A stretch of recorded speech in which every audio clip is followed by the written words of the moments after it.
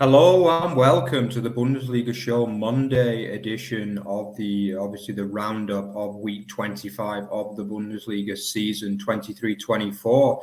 As you can see, I'm joined by Petre, who I believe is on his travels again. Yeah, wow, he's really starting to travel the whole of Europe these days. Petre, how are you and where are you this Monday evening? Well, I'm well, and greetings from Paris, site of the Olympic Games this coming summer. What a summer it is going to be in Europe between the Euros and the Olympics here in Paris. So hopefully it will be not my last sojourn here. But I'm grateful to be with you. We also I was in Frankfurt and Freiburg this weekend doing some exciting in-stadium work. We'll hope to have some vlogs up on Over the Bar for everyone soon from those places. And another great weekend of Bundesliga football to talk about. So kiosk is prepared whenever you're ready to start up with that. Yeah, without doubt. I'm pretty sure Petre's probably got Le Monde to show us this week, maybe from Paris. But yeah, Petre's always trustworthy to go ahead with the Kiosk Club. But just before we start that, don't forget to keep liking, commenting, and subscribing on our work if you like what you see. Don't forget we're also not only a podcast as well nowadays. So don't forget to kind of check out that, which you'll find in the description. But yeah, without further ado, Petre, go on, we'll start off. Have you got a German kiosk club this week or a French one as well, maybe? Well, I left Karlsruhe very, very early this morning. And of course, I came by train. Luckily, no more strikes until tomorrow on the German side. But I picked up the kiosk there at the train station before I left. And I also, of course, picked up the Bild am Samstag, which you're absolutely going to love. I think this is their finest work of the season. The Bayern's Formel Mainz. As you may know, Formel 1 is the German word for Formula 1. So we have a very interesting play on words here, Formel Mainz. And formal can also be translated as formula.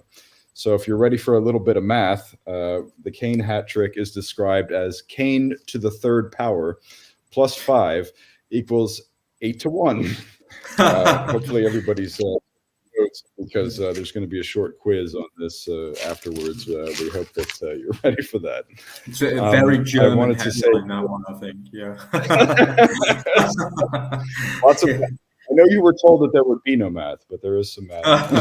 A little bit of. The Süddeutsche is going with Thomas Tuchel as der freie Mann. He is, of course, the free man. Rory and I were having a discussion about this a couple of weeks ago over whether Tuchel's departure would actually loosen up Bayern. Looks to be the case that it did. And in the Montagskicker, something that I'll be writing about a little bit more in the column that'll be released tomorrow, it's time to talk about Dortmund. Is it schwarz? Is it gelb? Is it grau? Dortmund stand on the precipice of a massive rebuilding project this summer, and the kicker had a great story about which players are going to stay, which players are going to go, whether or not Terzic will continue some grades over Sebastian Kehl and his work in the last two transfer windows. Very, very interesting piece there. Probably could have done without the Peter Bosch interview about his time at Dortmund. Did not need to read that at all. That was very, very sad. But Dortmund is a big topic in the Bundesrepublik, and they're going to be among one of the teams that we'll be talking about tonight. Yeah, absolutely. And that is where we're going to be starting actually this evening. Yeah, we are going to be starting on the banks of the River Weser, where I actually was a couple of weeks ago as well. Anyone that follows the Instagram account will realize that I did spend a weekend in Bremen a couple of weeks ago as well. Fortunately, there was no football there, but I did get to check out the stadium along the banks of the magnificent River Weser. Have you been there actually, Petre, to Bremen? It's a really nice city over there in the north of Germany. It's have you headed Absolutely. up there? Yes, I've been to Bremen and to Hamburg as well. Both Bremen and Hamburg are the Hanseatic city-state cities there in Germany. These are so Berlin, Bremen, and Hamburg are the three cities that are Hanseatic, or three cities that are actually also states. And so it's very, very beautiful, very, very mercantile, very, very Buddenbrooks for those who like Thomas Mann's novel as well. hopefully we can make it up there to see a match someday, because it's also a beautiful stadium and a wonderful fan base as well.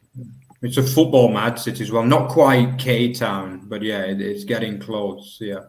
But anyway, on to the match. I mean, it was a pretty interesting match. I think, Peter, you actually tipped a Dortmund win. I went for a Werder win. And to be honest, I felt this was a game that could have gone either way, in truth, in many ways. I think it was an interesting match with some very good goals in there as well. I mean, obviously, the opening goal was scored by Daniel Marlon, before he was actually withdrawn at half-time after the Marcel Sabitzer red card on the stroke of half-time. I mean, I think probably there was a lot of looking towards Wednesday as well, with the withdrawal of Marlon potentially, or maybe a little bit tactical. But that one surprised me a little bit, because, he did have a very good first half. And, probably the goal of the match was that man, England's forgotten man, really, Jadon Sancho, scoring an absolutely brilliant individual goal, completely skinning Malatini in the Werder defence. He's not going to be remembering that one very well. But, it was a really nice goal from the Englishman's perspective. And obviously his first goal back in German football, his first goal in a long, long time in general, because,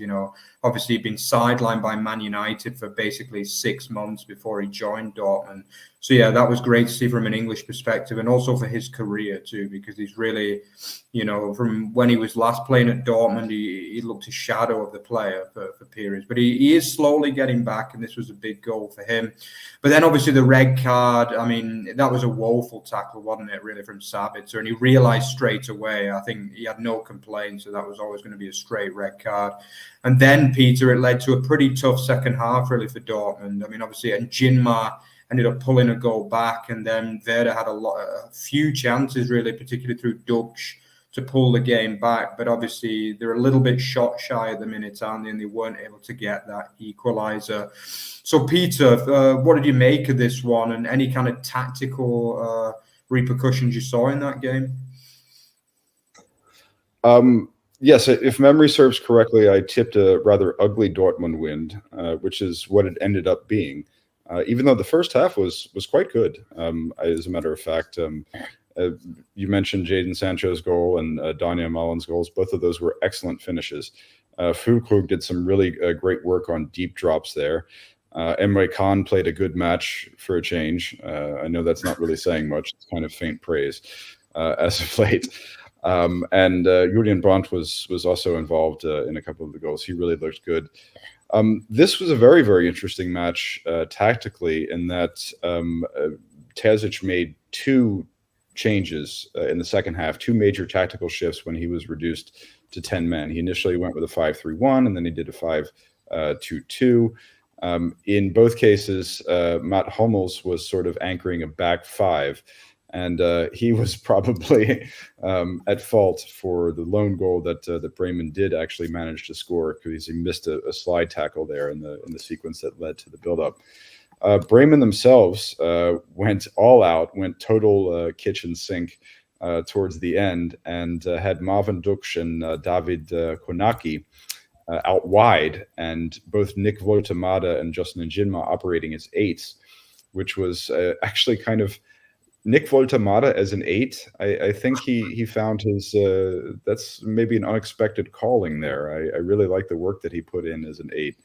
I had a blast looking at this match from a tactical perspective. I know it wasn't necessarily, I mean, Dortmund fans absolutely hate that their team keeps winning ugly like this. But I had a blast dissecting it tactically, and it was one of the reasons why. I mean, I had a lot of in-stadium work this weekend, and then I had to travel to Paris today. So that's why I'm fighting to get this column done. Hopefully I have it finished tomorrow. But you could really get lost in this match on a tactical level. My opinion remains that the Edin Terzic coaching regime is still quite solid, and I actually like this team's chances against PSV in the Champions League midweek. It is their second consecutive win. They didn't necessarily play a horrible match against Hoffenheim in the most recent league loss either.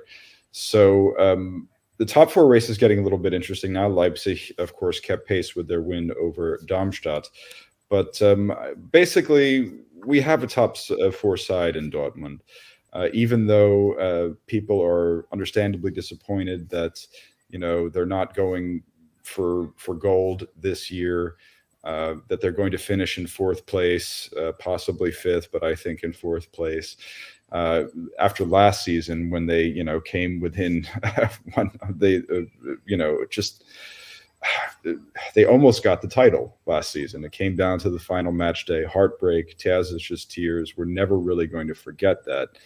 And people say, well, we go from that to a fourth place finish. Kale actually was complaining this week that Leverkusen stole the Dortmund harvest, the Ernte, which is a little bit crybaby-esque, and I didn't necessarily like that quote from him. That's not really a fair assessment of what happened in the league this season.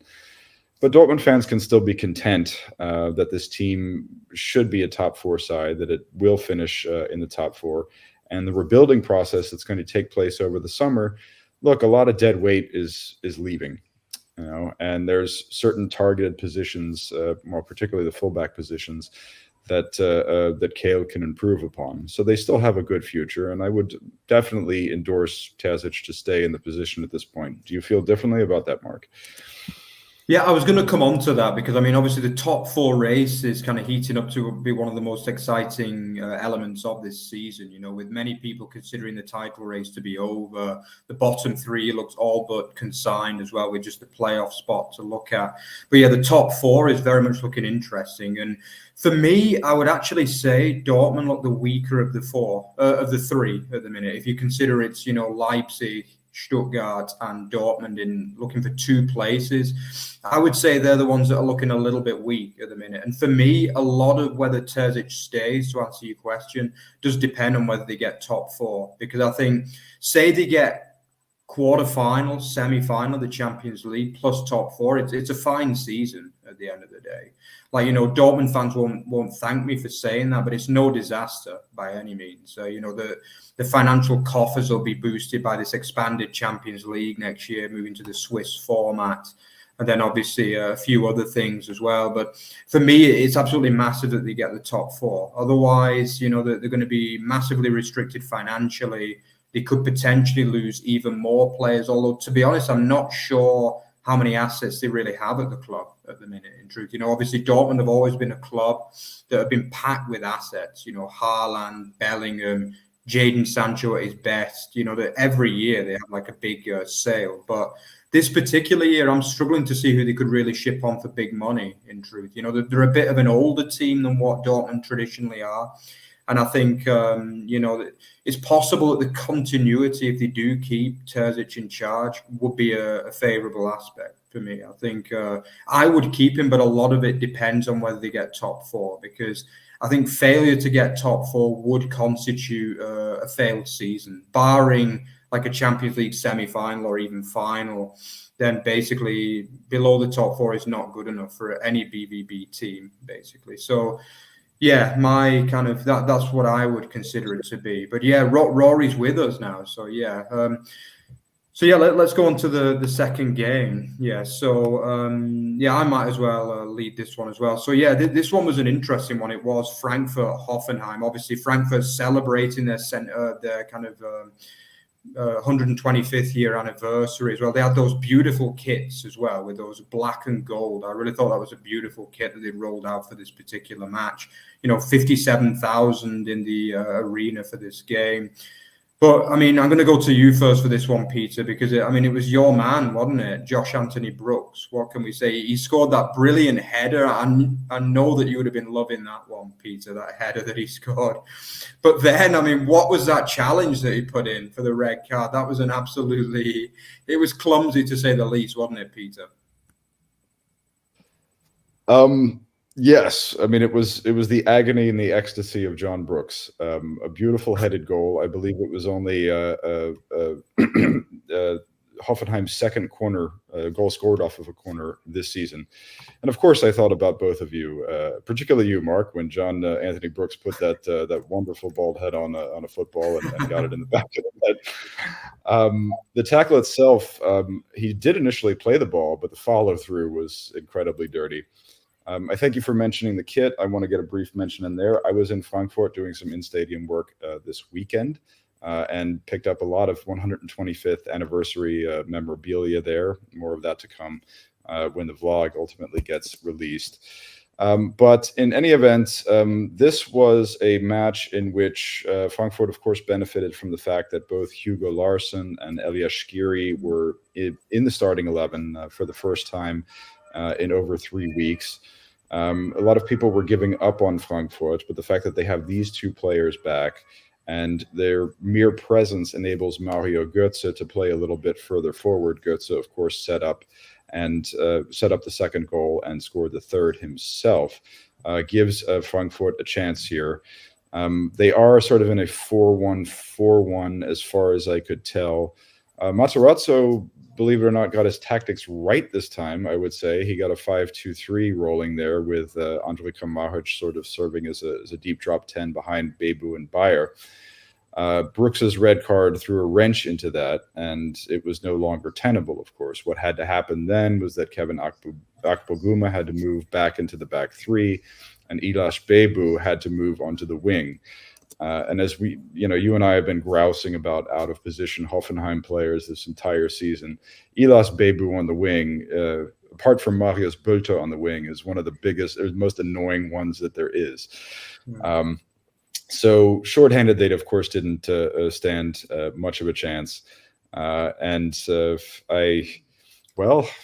do you have to add to that, Rory? Welcome. Glad you could join us. Ooh, just unmute myself. Yeah, evening everyone. Sorry for being late. Too busy dominating the local Sheffield five-a-side leagues to then have to have a quick shower. 2 goals and assists, but yeah, it's all good. Anyway, yeah, sorry. This game, obviously for Hoffenheim, they seem to be stronger on the road than they are at home. But as you say, the red card for Brooksy Boy just threw everything into disrepute. Frankfurt were really dangerous on that on the counter, and using the pace of Mbimbe, it was really, really good going forwards. Götze controlled the midfield really well. I watched the last 30 minutes live, and then I've caught up with the rest of the highlights since. And obviously, the last half an hour was more of a procession, and it was just listening to the ultras basically in the stands and enjoying themselves more so than the football itself. Hoffenheim still, I mean, they might have been onto something if it weren't for the red card, of course. But Frankfurt was still going to probably put in a decent performance. And obviously now it just really strengthens Frankfurt's hold and grasp on 6th place, doesn't it? So, they'll be thrilled about that. Looks like that they've pretty much secured 6th place for now. I don't see anyone else being able to put on enough of a run to catch them up. So, yeah, it was an important win for them. They can now just focus on trying to get a bit more consistency in their play. I think Frankfurt are now 5 unbeaten as well. Haven't lost in their last 5 matches.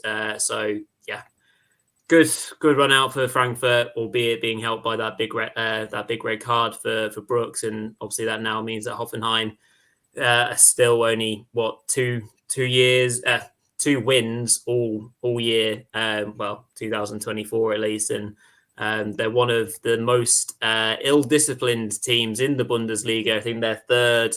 On the list of cards received with was it 70 odd, which obviously doesn't help one side. So Pellegrino Matarazzo must have been most displeased with that. But a much needed and good win in the end for Frankfurt.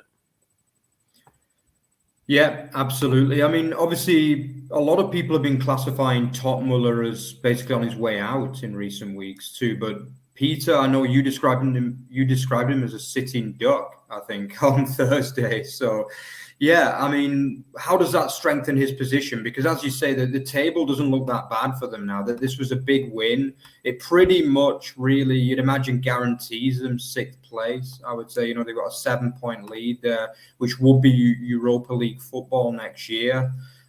Which is a big improvement on last season's, 8th place. So, Peter, do you think that strengthens the position of Topmuller, or you still think he's basically on his way out at the end of the season? I think that Topmoda has settled down tactically a little bit here and has a basic system in place. And he has players that are sort of rounding into form. Niels Nkunku is unquestionably back after his suspension. I think that he's picked up a little bit where he's left off and has become once again a strong starting left back. A lot of what was going on with Frankfurt in the last few weeks had to do with those Larsen and Shqiri injuries. Götze can still play anywhere, obviously. He's not really an issue, I would say. But moving Tuta into midfield, and they even tried Donny van de Beek in midfield at one point. I mean, there were just so many experiments that simply weren't working out. In point of fact, when we were doing the prediction show on Thursday, you and I were talking about how Topmoda was essentially going to be a piece of dead weight. He was going to be a lame duck based on the recent results. So Frankfurt can probably hope for an easier Europa League finish at this juncture.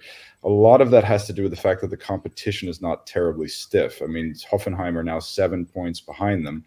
A big win for Freiburg over the weekend, but they have a lot of ground to make up as well. Leipzig have their hold on the first Europa League place, but there really isn't much of a competitor for the second one. So, you can probably... We do have 9 match days remaining, so arithmetically a lot can happen. But so many patterns are emerging now. There are still matches that defy expectations, and we'll be getting ready to speak about 2 of them, I believe, in a moment. But when it comes to some of these races, particularly the race for the Europa League, Frankfurt and Leipzig, depending on whether or not Dortmund slip up, as I said earlier in the show, I don't think that they will. It's pretty much locked in. I don't think we have much of a race for Europe in the Bundesliga anymore. With that in mind, perhaps we'll talk about some of the more unexpected results. Whichever one of you would like to lead off on that. Yeah, I mean, I'm not sure you can classify our game number 2 as being unexpected in some ways. I think both me and Peter did predict a heavy win for the Bavarians or the Star of the South, as they refer to themselves, over Mainz 05. I mean, yeah, it was a pretty bleak day for the Feltzers, wasn't it, Peter? Your brother, your brethren Feltzers.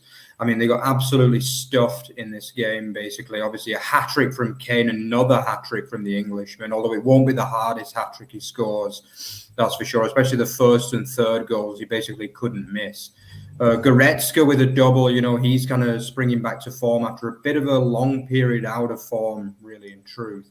Muller with a rare goal as well, then Musiala, and Gnabry with a return goal as well. So there was obviously a lot of positives for the Bavarians, building on that very, very convincing 3-0 win over Lazio, which I felt was probably their best performance of the season, in truth, against high-quality opposition, and considering the pressure that was on them for that game.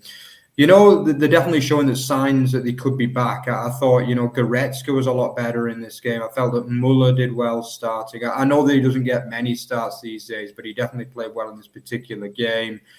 I felt as though there were signs that Bayern are getting the confidence back, they're getting the verve back. I think even it doesn't surprise me at all that Lima started in midfield as well in this game. I mean, what have I been calling for pretty much the entire season? And he did start in midfield again, and lo and behold, Bayern Munich play well. What a surprise. But yeah, basically the lineup looked very good. I believe that Goretzka Lima works well in midfield for me. Kimmich at right back is, he probably won't be happy about playing there, but he's definitely doing pretty well in that position at the moment. As for Mainz, I mean, yeah, it's bleak, isn't it? What can you say for Bo Henriksen's side? When you lose 8-1 in any game, it's bleak. But obviously, let's not forget that beautiful goal from Nadim Amiri as well. One of the goals of the season, really. He smashes it in, top corner from 35 meters out for his first goal since transferring from Bayer Leverkusen in January. But yeah, Rory, I mean, are Bayern back, basically? I thought they were very, very good. I rewatched this game in its entirety, actually. And yeah, first half, first half they were good. Obviously the first half finished 3-1, and it was close to being 2-1. Obviously before Kane got his second, a really perfectly taken goal. But Mainz had their moments on the break as well, and they, breaking out with pace at times. Gruder was leading the charge in that sense, and a few, that last pass basically, which obviously didn't go to the right player, because basically they didn't have enough players for up front quick enough, because they were breaking. You never know what might happen. I think they had a couple of early chances as well. Obviously, aside from the wonder goal from Amiri, clean strike as you'll ever like to see. But yeah, like a lot of Bayern's goals in this game just reminded me of, just felt very Bayern-like, in the sense of the good play prior to, and basically laying it on a plate for Kane to score, or for someone else to score, basically, like Goretzka's header at the end, and many of the other chances. A bit of kind of flair being brought back into their match. Yeah, I mean, obviously when you're a sub in terms of Gnabry and you're 6-1 up at the time, or 5-1 up at the time, you can try these fancy flicks, and if they come off, then you look like a genius and everyone loves it. If you try that at 1-1 and you miss, then maybe you get a bit more stick. But yeah, no, I thought Bayern were really, really good. Everyone that got on the score sheet played a good game. Anything in between that, obviously they'll be disappointed in the fact that they lost Alphonso Davies quite early on in the match. So hopefully that's not too much of a bad injury for him, and that he'll be back relatively soon. But yeah, overall, the Lazio match, now they've got to be confident. How can you not, by scoring 11 goals in 2 games? So they know how to win championships at the end of the day, regardless of the state that people might think that Bayern are in. And so there's no reason why they'll feel any different about a title challenge. They'll obviously know that they're completely up against it.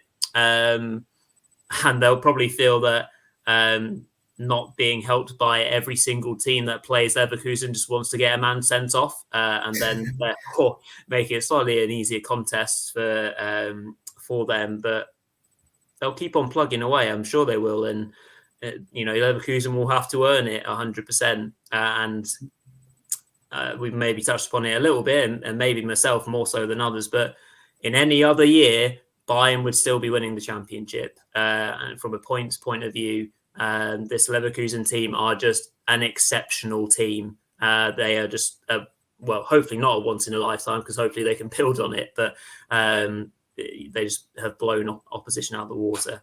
For Mainz, yeah, as you can say, like, they might have come into that game feeling that they've got a chance, or that they can upset the apple cart, but 8-1, write it off. Use the motivation to build something for the next game, but I think the worst thing that you can do is dwell on something like that. It happens to teams that go to Bayern, that go to Munich, and it happens a lot in that stadium. So there's not much, maybe some defensive errors here and there, but yeah, sometimes you get an opposition that just wants to batter you, and will do so because they have the means to do it. So yeah, I mean, Harry Kane breaking any and every record that he can find. Hat tricks, a perfect hat trick, left foot, right foot header. Overall looking good. Gnabry coming back, good timing as well. So yeah, all really good. And one last thing before I shut my mouth is just want to say credit to the referee and one of the other Mainz players who helped what could have been a quite serious situation to the Mainz players. Was it Guileu who got Guileu, who had that bad injury halfway through the first half, I think it was, when he ran into his own player's knee, got clean knocked out, and the referee and another Mainz player obviously opened his mouth and prevented him from swallowing his own tongue, and really fast thinking prevented what could have been a nastier situation. So I just wanted to lump a bit of credit on those fast-thinking players and referees there. Yeah, absolutely. And then Peter, I mean, I'll throw it over to you a similar question, because obviously it has only been 2 games of the upturn, but do you believe, like, also from a tactical standpoint, that Bayern have still got a lot to play for this season, and that there is still life in the proverbial tunnel at the minute? Well, Rory pointed out the "in any other year" argument, and that's an important argument to broach. Let's take a look at where Bayern were round 25 last year. As a matter of fact, the 3 of us were sitting together. We were talking about Bayern's loss to Leverkusen just before the international break in round 25. What happened to be Jürgen Nagelsmann's last match in charge. Now, on a statistical level, they've scored plenty more goals. They have 3 more league victories. They have 5 more points than they did at this juncture last year. And things have loosened up for them since Thomas Tuchel's departure was confirmed. Additionally, Tuchel finally stumbled upon something that works tactically. We didn't get to see a lot of that in this match because the Alphonso Davies injury forced everybody back into a 4-2-3-1. But what he's been trying, what he used against Lazio in the Champions League midweek, and to a certain extent last week, is a 3-5-2 that has Leon Goretzka playing as the libero ahead of Matthias de Ligt and Eric Dyer. And this moves both Kimmich and whoever's playing left back, be it Guerrero or drawing a blank here, or Davies, excuse me, into midfield. It gives Kimmich the chance to play in midfield where he wants to play. And it puts Leroy Sané and Jamal Musiala in sort of a very narrow patch of half space where they can make a lot of exciting things happen. Do they have anything to play for left in the league this year? No. I mean, Leverkusen took care of business. They are 10 points clear with 9 match days remaining. It will take a monumental collapse for Leverkusen to blow the title here. I don't think that it happens. Congratulations on making the quarterfinals to the Champions League. Harry Kane's going to break some records, even if he doesn't get any trophies. And it puts himself in good position for the Euros this summer, as does Dyer. I would imagine that Dyer is considered by Southgate for a call-up now after reviving himself there at Bayern. I think that he gets the regular starting center-half position above Upamecano and Min-Jae Kim at this point, too, based on what he's proven that he's been able to do. So a lot of the players have something to play for in terms of the coming Euros, but at Leverkusen, I don't see how they scuff the title away at this point. I mean, if you have different opinions, let me know.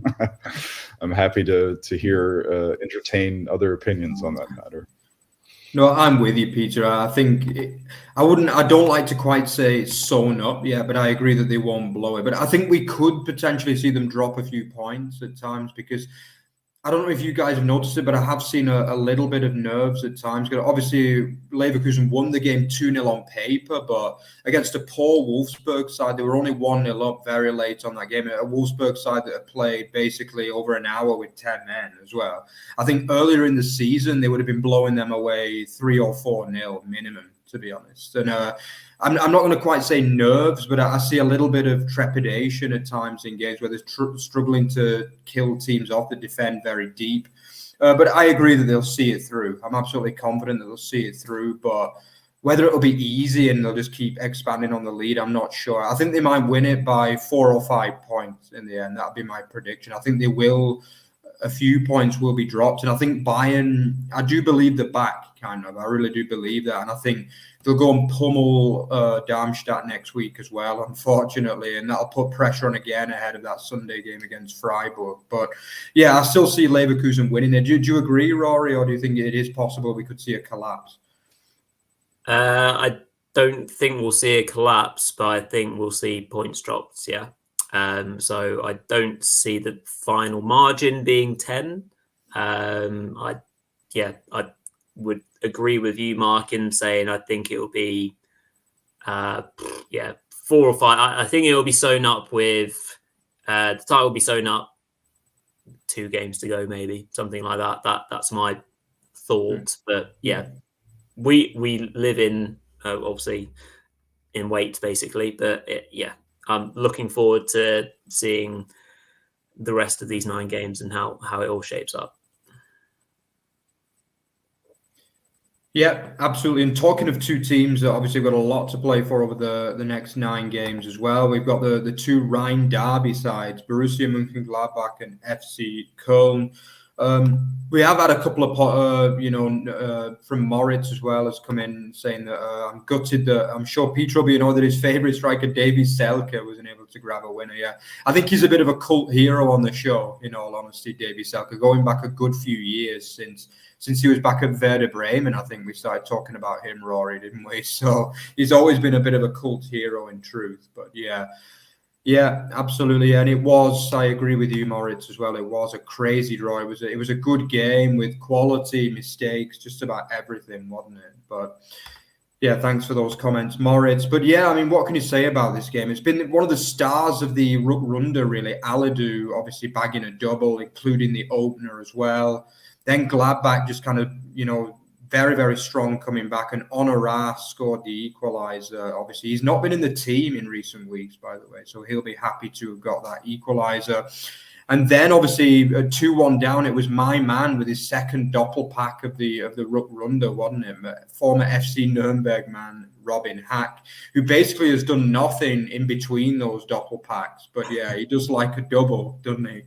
And then it was that man. I think, Petre, you've been calling him for a few weeks, haven't you? Downs, who got a really nice finish for the equaliser, the young man. I think he's only 19 years old. So it was great to see him get off the bench and score the equaliser there. But, I mean, there's so much to talk about with these 2 sides. I mean, from my perspective, I just thought it was much better from Köln. I'm going to be honest. I thought attacking, they looked like they had a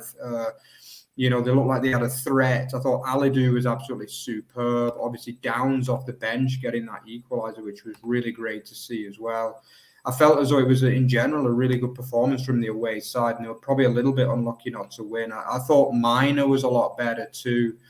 Adamayan is still not getting the goals, unfortunately. But overall, my view is that it was a much better attacking performance from the FC. Obviously, Gladbach are one of the poorest defensive sides in the division. So, that obviously adds to it. Obviously, a point before the game as well, the fact that 300 arrests were made as well. Arrests were made outside the stadium. I think 200 from Köln and 100 from Gladbach, I believe, which is disappointing because, myself and Petre get over to a lot of games and usually it's a very, very friendly atmosphere. But obviously this one boiled over a little bit too much in what is generally considered to be probably the second biggest derby in Germany after obviously the Revier derby between Dortmund and Schalke. So, go on, I'll come to you first, Petre, on this one. I mean, what did you make of it and who do you think were the better side in this draw? Well, as Moritz pointed out, Köln also won the reverse fixture, 3-1. Seems like an eternity ago that Stefan Baumgart's FC were. But that's, of course, the only time that they've scored 3 goals this campaign is in those 2 Gladbach matches. And they've only scored 2 goals on 2 other occasions, and we're through 25 rounds now. So what do I make of this? I make out that Gladbach are not a very good team. And I'm sort of basing that conclusion a little bit, not just on the fact that the defensive woes that you mentioned, but also Seoane is really starting to grate on me. Frank Honorat has played in all 25 Bundesliga fixtures, but he's only started something like 17 or 18. There was an article by my Bully News colleague Rune Jarov on our site today about how Seoane is talking about the competitions for the wing positions. There really shouldn't be all that much competition for. I mean, he's just rotating too many players in and out. Sometimes it's a Gumu, sometimes it's Hack, sometimes it's Honorat. Okay, if he had Alisson play in the mix, things would be a little bit easier. But there doesn't seem to be any rhyme or reason to his rotations. And you can apply that to midfield, too, when you look at how he's switching out Reitz and Neuhaus all the time. And in defense, why wasn't Itakura starting in this one? I don't believe he was hurt. Why are you starting Maximilian Wöber and Nico Elvedi in central defense? When you have Friedrich and Itakura, what is he doing with all these central defensive rotations? It's not making any sense. So, I mean, what's going on with Gladbach here? And okay, if you look at the goals, the first one from Farid Alidou, how exactly was that a goal? I mean, it was from such a tight angle, and it just bounced in off of Moritz Nicholas's thigh. Pretty poor positioning from the goalkeeper in that case, if you want my opinion on the matter. The two goals, the Robin Hack Blitz Doppelpack, came while Köln were trying to execute what was a very, very complicated tactical switch, in which he brought on Leat Pacarada for Linton Meiner, and he was moving Max Fink-Grefe up top, and nobody was set. One of them came off a dead ball, and then they were shell-shocked, and he got another one really quickly. I do have a lot of positive things to say about Damian Downs, whom you mentioned. I've been touting him for weeks. It's actually been months. If you're a super over-the-bar nerd, you can go back to like a prediction show, round 6 or something like this, in which I predicted that Damian Downs, because Baumgart was working him in. I thought he was going to get a start. I thought he was going to score, start scoring goals a lot earlier. He's a really good talent. And yes, I'm biased. He's one of those German Americans, just like John Anthony Brooks. He's a soldier's son. Of course, I love him for the same reason. I have to say that I'm surprised he didn't get a chance. When people like Justin Deal were brought up immediately, when somebody like Sarges Adamayan is starting, when Jan Thielmann was running as a striker for several weeks, Damian Downs is a very, very good player, and I expect a lot of good things from him in the years to come. Isn't it beautiful about the Bundesrepublik that we're still churning out these soldier sons, even though there are hardly any American troops left in Germany? I mean, they keep coming. The few that we have there are siring the next generation of great footballers, and that's just wonderful.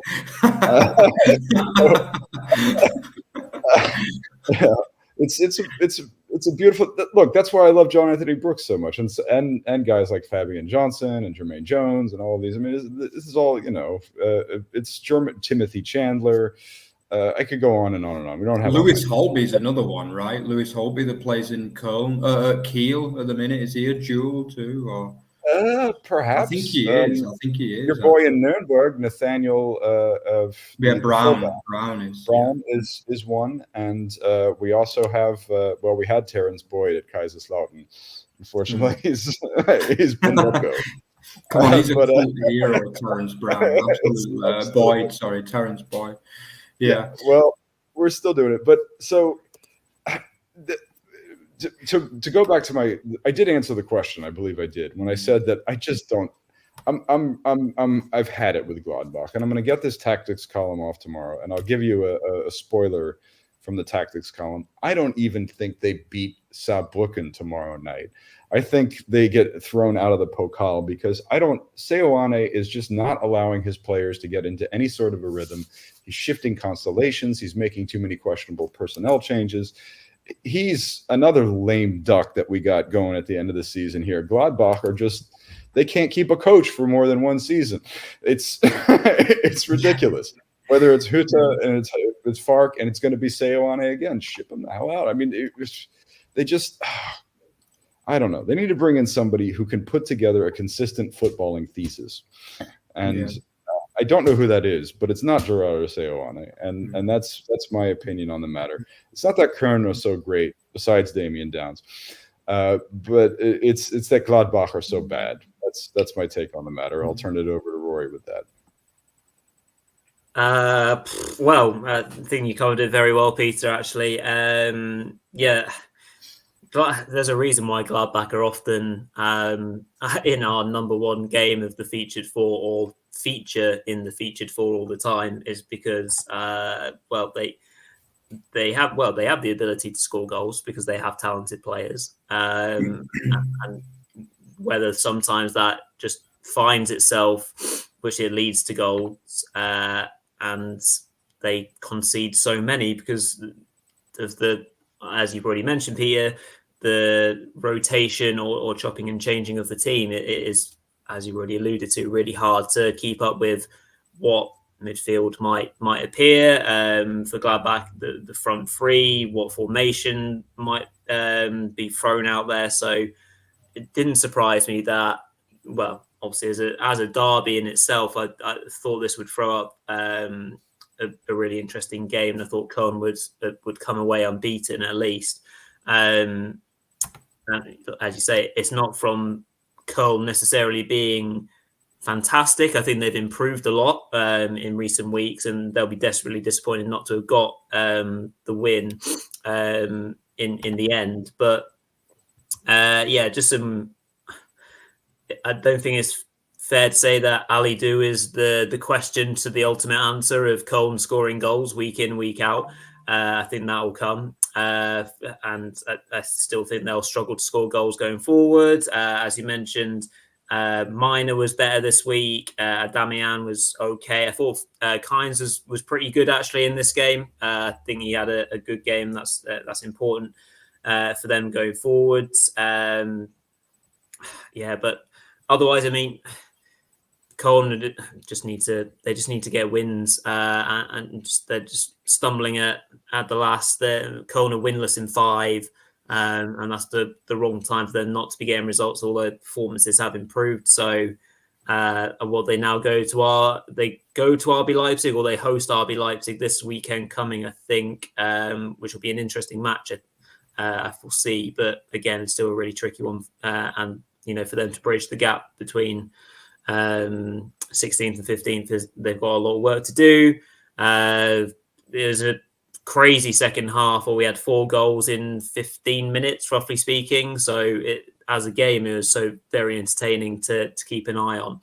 And Gladbach, I mean, you can say positively that they've only lost 1 game in 5, but unfortunately, they've also only won one of those games. So it's really hard to kind of pick out certain positives for Gladbach. I feel really disappointed for Ioane, just because I seem to like him for some reason, not from a tactical perspective or from any footballing reason, but he came into Leverkusen, didn't he, and did an okay job in his first full season. That things fell apart the following season. This full season that he's had with Gladbach just hasn't really worked, and I'll never forget your big tip of the Rückrunde mark for Gladbach being the most improved team of the and they have the players there, because when you piece together that midfield, of Kone and Weigl, Neuhaus or Rocco Wright, 4 really talented players in there. When they want to, they can defend well, because they showed it against Leverkusen not too long ago. So they can have a structure in place. And going forward, Ngumu, Honorat, Chivanchura, if he's ever fit again, Jordan and Playa, they're players who can score goals as well. So there's something tangible there for Gladbach not to be this up and down team. But much like Peter, I honestly can't fathom or try to predict what they might come out with next.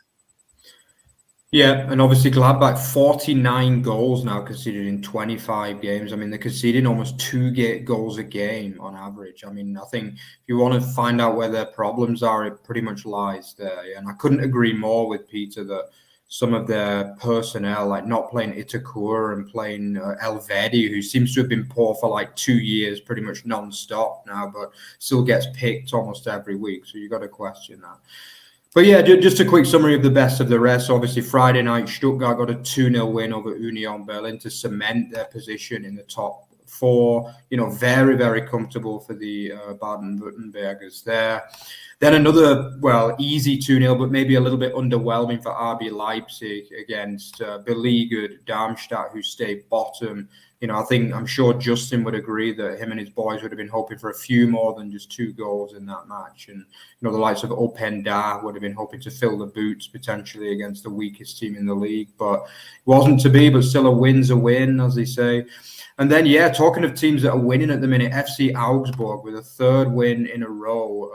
I think me and Peter both tipped it, but we expected more goals in this one. But, a 2nd straight clean sheet for the Bavarian Schwabians against their derby rivals, Heidenheim, puts them into the top half after 25 games. They're going to be getting dizzy heights at the minute at Augsburg, that high in the table.